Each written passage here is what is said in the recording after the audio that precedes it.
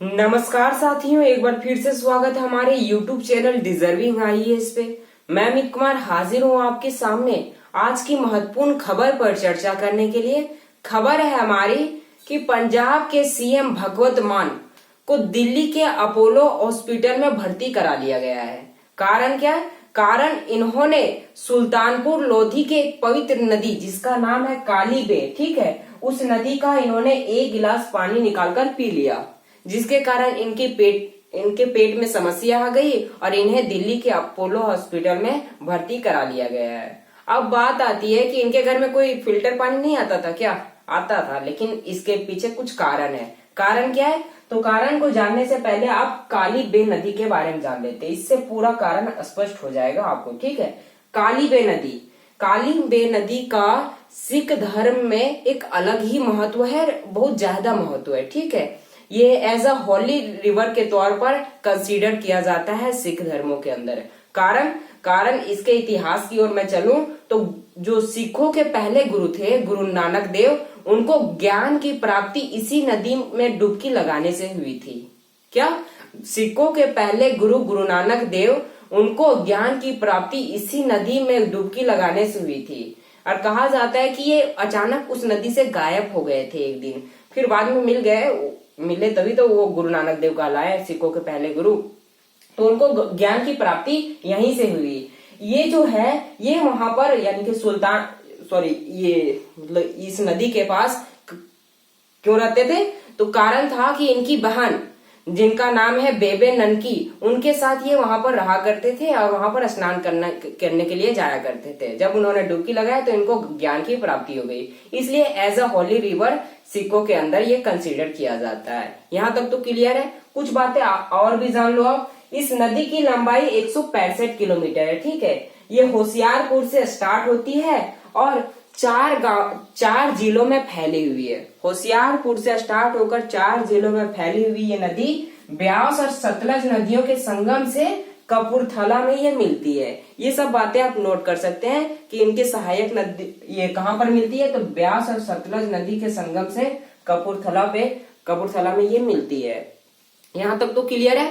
अब इसके किनारे 80 गांव और 6 छोटे बड़े कस्बे बसे हुए हैं और इससे जो अपशिष्ट पदार्थ निकलते हैं इन गांवों से, वो नदी नालों के माध्यम से इस नदी में मिलते हैं। साथ में जो इंडस्ट्री है उसके भी अपशिष्ट पदार्थ, औद्योगिक इंडस्ट्री है, उसके भी अपशिष्ट पदार्थ बड़े बड़े नदी नालों के माध्यम से इसी नदी में जाकर मिलती है, जिसके कारण इस नदी का पानी काला हो गया और काला पड़ने के कारण इस नदी को काली बे नदी के नाम से भी जाना जाता है।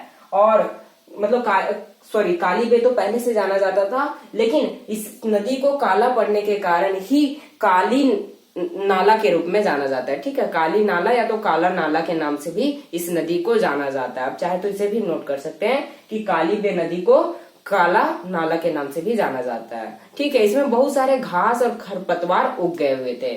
उगने के कारण ये एक पवित्र नदी के रूप में कंसीडर किया जा रहा था, तो लोगों ने सोचा कि हम इसे साफ सफाई करें। तो 16 जुलाई 2000 ईस्वी, आप इसे नोट कर सकते हैं, ठीक है। कब? 16 जुलाई 2000 ईस्वी में एक सफाई परियोजना स्टार्ट की गई और इसमें जो सबसे बड़ा नाम उभर कर आता है वो है बाबा बलबीर सिंह सचीवाल। क्या?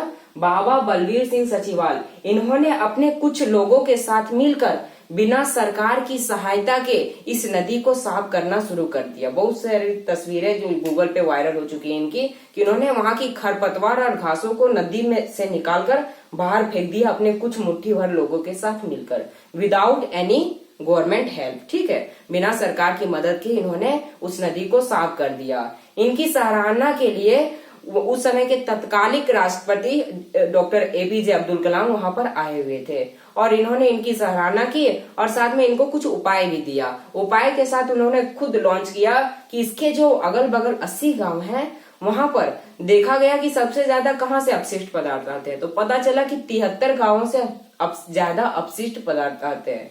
तो फिर क्या, उन गांवों में एक तालाब खुदवाया जाएगा जो उस गांव के जितने भी अपशिष्ट पदार्थ होंगे उस तालाब में जाकर गिरेगा, ना कि इस नदी में गिरेगा। तो उस समय ये परियोजना स्टार्ट की गई। ये एपीजे अब्दुल कलाम कब आए थे? 2006 से 2007 के बीच में आए थे ये। और उसी समय 2006 से 7 के बीच मात्र लगभग 18 गांव में ही तालाब खुदवा पाए। क्या गांव कितने हैं? 80। परियोजना कितने के लिए आई? 73। लेकिन 2006 से लेकर 7 तक कितने तालाब खुदवाए गए? 18। मात्र 18 गांवों में ही तालाब खुदवाए गए। अभी भी इस नदी में 35 से 40 गांवों से अपशिष्ट पदार्थ यहाँ पे आते हैं। इंडस्ट्री में थोड़ा कम किया गया, लेकिन 35 से 40 गांव के अपशिष्ट पदार्थ अभी भी इस नदी में आते हैं।